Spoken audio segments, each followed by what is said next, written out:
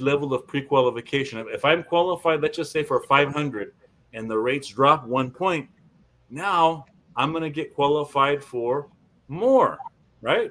I'm going to get qualified for more. So now let's look at what does that do to the prices of homes in a recession.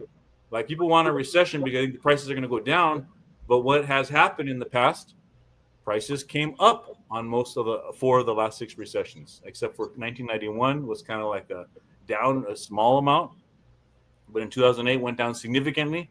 And just if you looked at my channel in past videos, we've gone over that was a change in the lending standards, and the lending standards changed. So therefore, people were, let's say, were qualified or were able to purchase in 2007.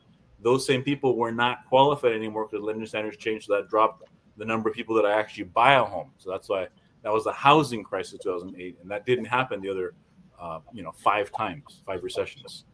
So my question, I guess, for Alex, from a lending point of view, what should people, how should buyers be thinking about the possibility of falling rates? What do you say to buyers who are thinking that there's going to be a recession and maybe those rates are going to fall? Well, I think this chart here is a telltale sign of what happens when rates drop, right? Except for the 91 and 2008. 2008 is pretty easy to explain, right? I mean, the whole housing market crashed. In 80 and 81, rates were in the mid-teens. I mean, 14, 15%. That was the rate. That's why on that previous chart you saw that rates drop, 4 and 5%, but they were at 15 and 14%, right?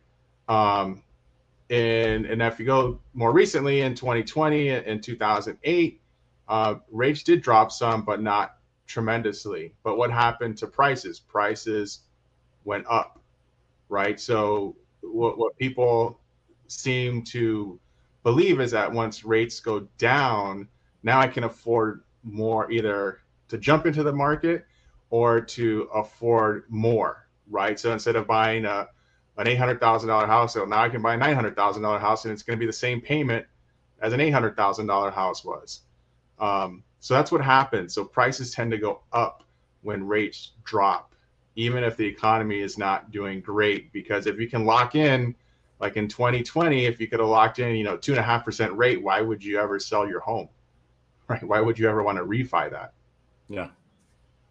That's right. There's a lot of questions coming in, and let's just do this. We'll respond to all the questions that come up on the social media at a later time.